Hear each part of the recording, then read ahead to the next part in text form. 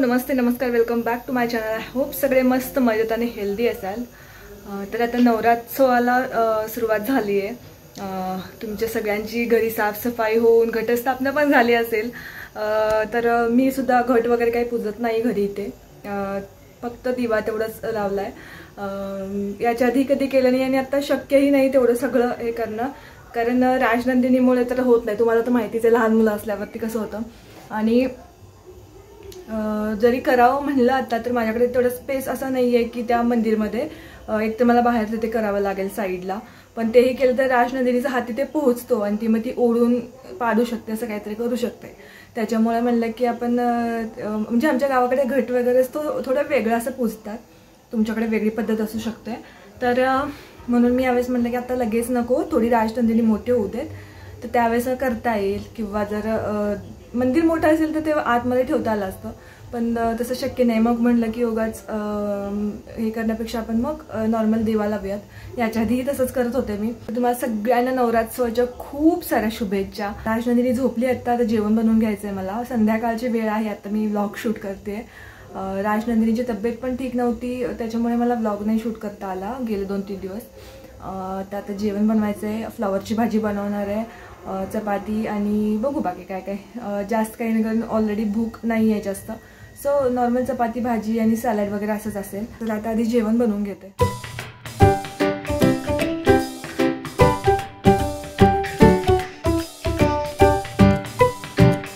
मी बनवते फ्लॉवरची भाजी आणि मटकी मोड पण आहे, ते पण करायचं आहे। मिक्स करू की वेगवेगळं करू हा विचार चाललाय माझा। फ्लॉवर नेहमी मी असं आधी उकळून घेते पाण्यात 1-2-3 मिनिटांनी, मगच करते। मला ते किड्यांची भीती वाटते, काही काही किडे असतात ना ते दिसत नाही त्याच्यामध्ये असतात ते, म्हणून मग मी आधी उकळून घेते पाण्यातून। राजनंदिनीनं इथं ॲपल टाकले बघा। हे ॲपल आहे ना, ऑलरेडी 2 ॲपल हिने खराब केले आणि हा तिसरा ॲपल तिला देत नाही आम्ही, तरी सुद्धा ती जाऊन तिथे घेते। आता मी ते उचलून शेवटी फ्रीजवरती ठेवलेत। असे 2 ॲपल खराब केले आणि हे फेकून फेकून कंप्लीट मऊ झालंय आता। आणि तिला काय वाटतंय की तिला वाटतं मी दार उघडायला आले म्हणून तिकडे आले आता। काय ते अगो फेकून फेकून खराब करायला आले बाळ तू, चला।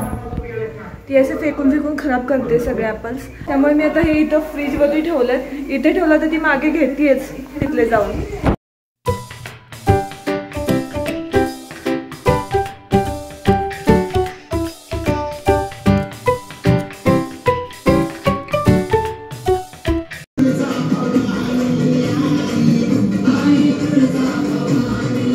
राजनंदिनी हे गाणं लागलं आणि ती समोर तो अभिजित सावंतचा असा हात जोडून होता ना, तर ते बघितले स्वतः सुद्धा हात जोडून अशी डान्स करत होते। हे पिल्लू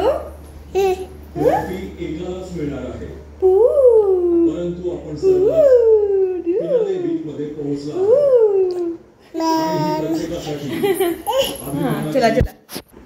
तर हे फोटो नरेंद्रच्या पप्पा मम्मींचे आम्ही दिले होते फ्रेम करायला नवीन। मला तर अजिबात आवडलं नाही, त्याने व्यवस्थित केलेलंच नाही आहे। वरतून जेवढे पैसे घेतलेत ना तर त्या मानांतर काहीच केलेलं नाही त्याने व्यवस्थित। किती ब्लर ब्लर दिसत आहेत। बाळ थांब, मग हिचं काय चाललंय बाळ? हे बघ हे बघ, आई बाबा। हां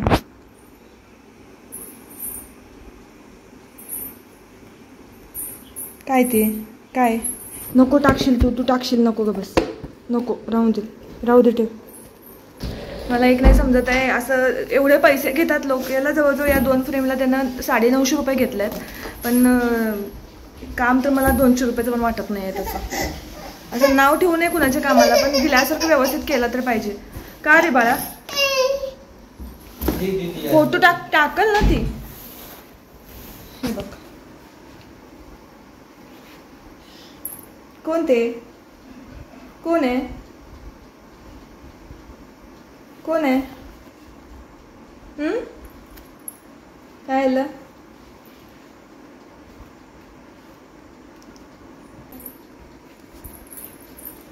चला ठेवूयात आपण, ठेवूयात। राजनंदिनी झोपली आता, वाजलेत 12 बरोबर आणि हेच वेळ असतात जे 11:30 नंतर जे मला फ्री भेटतात मोस्टली।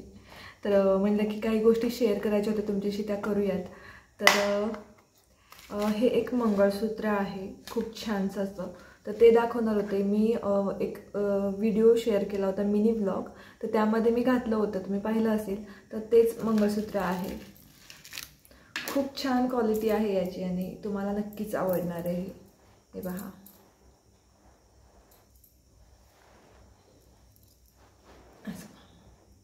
यात खूप व्हरायटीजसुद्धा मिळतील तुम्हाला. वरती अशी ही डबल पोत आहे मंगळसूत्र हे काळ्या मण्यांची, आणि इथे मोती आहेत हे, आणि खाली इथे खड्यांचं असं लॉकेट आहे, पेंडंट म्हणू शकतो. यामध्ये वेगवेगळे कलर्स पण भेटतील आणि व्हरायटी पण नक्कीच मिळेल तुम्हाला. छान आहे क्वालिटी याची. जवळून दाखवते जरा तुम्हाला.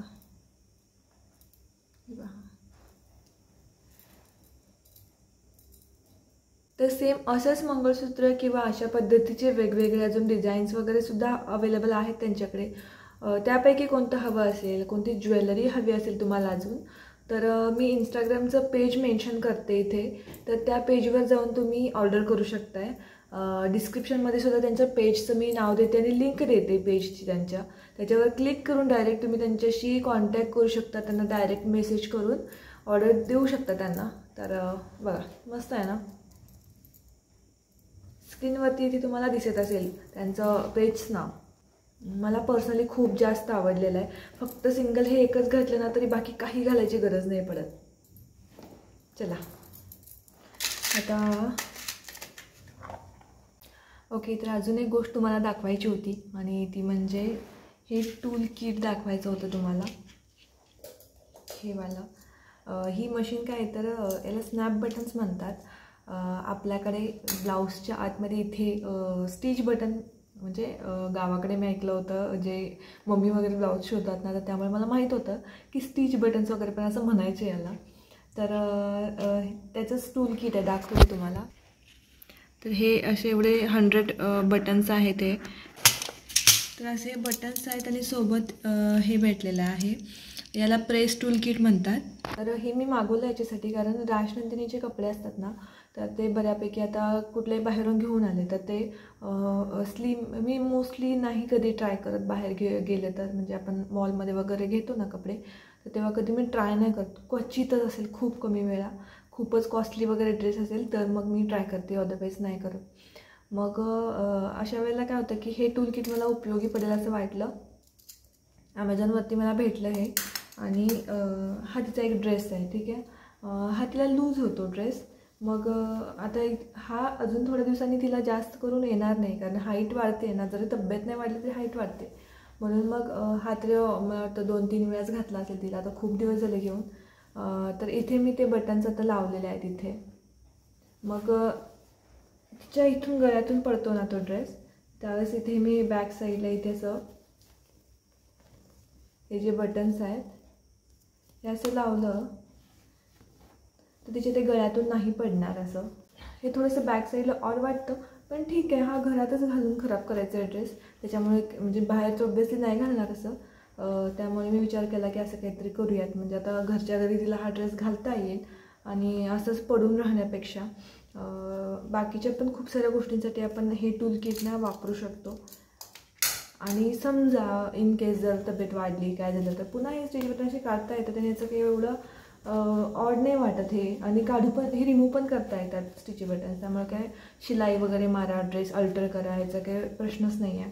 आणि हे जास्त हेवी कपड्यांसाठी नाही होणार आहे युजफुल, पण आपले नॉर्मल कपड्यांसाठी आपण यूज करू शकतो. आता समजा हे असं त्यांनी ॲमेझॉनमध्ये दिलं आहे की हे बेबीच्या कपड्यांसाठी आहे, पण मला वाटतं हे आपल्यासाठी पण उपयोगी पडू शकतं कधी कधी. ब्लाऊज वगैरे जे असतात त्याच्यासाठी पण उपयोगी पडेल, ब्लाऊजसाठी. त्याच्यानंतर म्हणजे बघा ना, शिलाई वगैरे करतात ना, तर कधी आम्ही तरी ना ते सुई धाग्याने मम्मी ब्लाऊज शिवायची त्यावेळेस आधी आम्ही करायचो ना, हुक्स वगैरे लावायचे, हे स्टिच बटन्स लावायचे, मग ते धागे लावत बसायचं. त्यात खूप वेळ जायचा. पण हे मला तर खूप इझी वाटतं, पटकन एकच फक्त एकदाच प्रेस केलं की लगेच लागून जातं. तर छान आहे किट. याची लिंक देते डिस्क्रिप्शनमध्ये. यूजफुल आहे नक्कीच. आणि आपल्या कपड्यांसाठी, बेबीच्याच असं नाही, आपल्या पण यूज करू शकतो. समजा आपली लूज असेल खाली, जर तिला काय म्हणतात आपल्याकडं, काय पॅन्ट म्हणतात त्याला, तरी मला आता एक्झॅक्टली आठवत नाही आहे. त्या पॅन्ट्स असताना असं चुन्या चुन्या पडतात, जुनी एक स्टाईल होती खाली पॅन्टला त्या चुन्या चुन्या पडतात. आय थिंक त्याला चुडीदार म्हणतात मला असं वाटतं आहे. तर खाली चुन्या चुन्या पडतात पॅन्टला बघा, त्याला ते असे स्टिच बटन लावायचे. आम्ही आधी शिवून घेत होते मी, तर त्याला हे असे स्टिच बटन्स असायचे. तर हे पण खूप फायदेशीर आहे. कधी लूज झालं तर तेवढंच मारायचं आणि आपल्याला यूज करता येतं. किंवा कमरेत वगैरे पण ब्लाऊजला वगैरे जर झालं असं काही प्रॉब्लेम तर इथे सुद्धा आपण यूज करू शकतो ना. मला वाटतं की हे नक्कीच ना आपल्याला त्यासाठी पण उपयोगी पडणार आहे. सो आता इथून पुढे यूज करेनच मी याचा. मात्र हे क्लिप जाम आवडले. याच्यात कलरफुल पण बरेच आहेत वेगवेगळ्या कलरचे, आणि हे सगळे आहेत ते एक सिल्वर कलरमध्ये आहे आणि बाकी कलरफुल आहे. सो कलरफुल ड्रेस असतील तरी ओळखून येणार नाही ना. त्याची प्राईस किती असेल आय गेस, एकच मिनिट मी प्राईस सांगते तुम्हाला. 350 रुपयेमध्ये आहे. चांगलं आहे, मला आवडलं. हवं असेल तर तुम्ही मागवा. यूज कसं करायचं हे पुन्हा दाखवते कारण आता खूप उशीर झाला आहे. मी हे ट्राय केलं पहिल्यांदा आता. आधी वर्क होते का बघूयात, मग तुम्हाला सजेस्ट करूयात. आणि फिट बसले हां एकदम, हे बघा एकदम फिट बसले. सो आवडली क्वालिटी आपल्याला. तर मी ना सीताफळ बासुंदी बनवली होती, खूप छान झाली होती आणि अगदी सोपी आहे. सो त्याचा व्हिडिओ शूट केला होता मी जेव्हा बनवला तेव्हा. तर त्याचा व्हिडिओ आधी पाहून घ्या आणि मग पुन्हा आपण भेटूयात.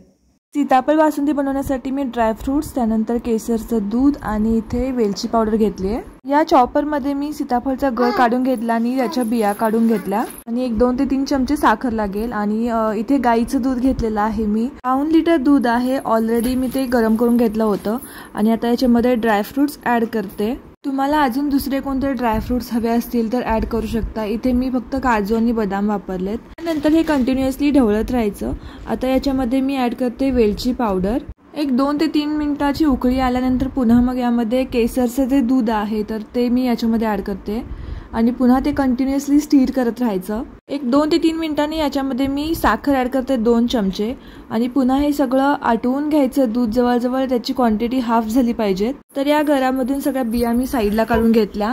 त्यानंतर दूध ऑलमोस्ट उकळून हाफ झालं होतं आणि हे थंड होण्यासाठी ठेवलं. थंड झाल्यावरती याच्यामध्ये सीताफळचा जो काही गर आहे तर तो टाकून द्यायचा आणि फ्रीजला ठेवून द्यायचं. आजच्या व्लॉगमध्ये इतकंच होतं. जास्त काही शूट नाही करता आलं आणि होतही नाही आहे शक्य जास्त. मी खूप प्लॅन करते की मला हे करायचं आहे ते करायचं आहे, बट नाही होत आहे कारण राजनंदिनीसोबत ना सगळा वेळ तिच्यासोबतच जातो. मी खूपदा थोडंसं माझं रुटीन चेंज करायचा प्रयत्न केला, पण आता तर सध्या तब्येत तिची खराब होती ना, त्यामुळे मला रात्रभर झोप नाही, त्यामुळे सकाळी उठता येत नव्हतं, असं सगळं व्हायचं. बरीचशी माझी कामं पेंडिंग आहेत बाहेरची, तर ती मलाच जायला लागणार आहे.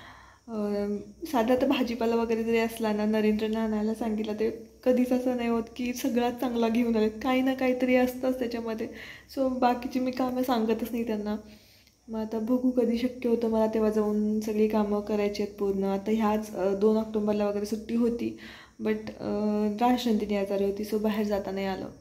त्याच्यामुळे आता बघू कधी होतात माझी कामं. चला व्लॉग इथे सेंड करते.